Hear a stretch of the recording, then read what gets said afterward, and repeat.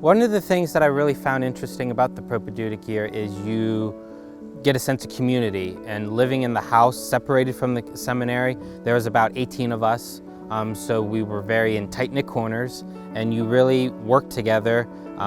One of the things that some guys didn't quite enjoy, I'm used to it, but you cleaned the house together, and that was something that, again, that was part of our formation to learn how to do teamwork together and build those skills of just basic foundations. I mean, you clean the kitchen, scrub the kitchen floor, vacuum the hallway, clean the toilet.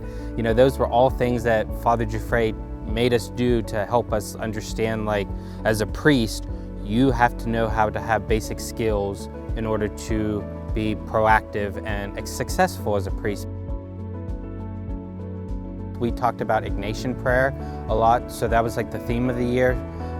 So what it is you go through different parts of St. Ignatius's prayer life, and you focus on who he was and how he prayed. So at the end of the year, you do a 30-day silent retreat that's St. Ignatian style, and you do the spiritual workbook of St. Ignatius himself. You focus on the life of Jesus Christ. So I did this 30-day silent St. Ignatius retreat in Chicago. For me, that was one of my favorite parts, and I really was able to sit there and connect with God on a spiritual level, totally away from the city, surrounded by trees and animals, and through prayer, I found that Christ really spoke to me and helped me to grow in my identity through him. We can get lost with the cell phone and distractions of the world with social media, Facebook, Twitter, all those things.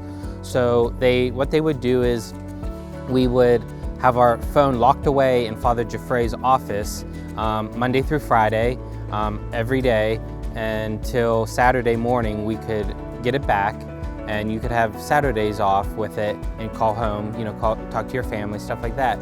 But it really taught men that, wow, I can focus on other things than just a cell phone, or technology for that matter. And you really got a lot more accomplished. And I myself, included, found that I learned how to study better. I learned how to stay organized better. I learned how to, understand who I am as a person through Jesus Christ.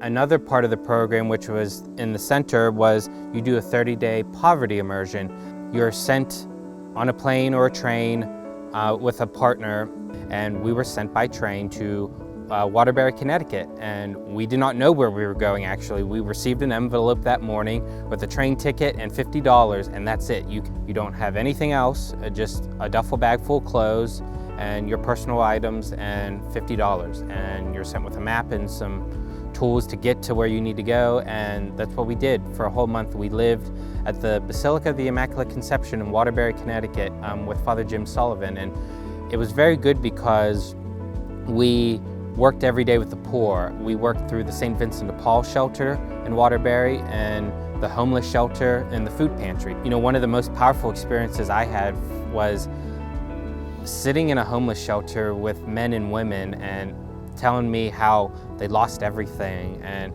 they struggle with drug addiction and homelessness, and their family abandoned them.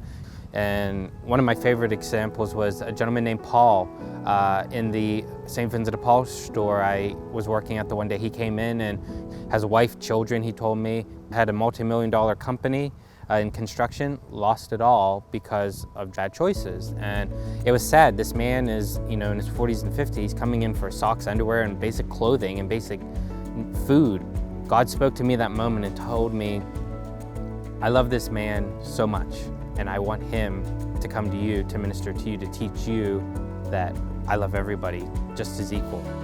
And that was very powerful for me. Like, it took me back a moment. I actually cried. It was very powerful, and it affected the rest of my year, how I look at the poor, the needy, and how we as priests and religious of the Catholic Diocese of Greensburg were called to serve those most vulnerable. That's a very beautiful thing I found this year, was a deeper understanding of my relationship as a shepherd. Whether I'm called to priesthood or as a layman, we're all called to serve the poor and the most vulnerable, and that was very powerful for me.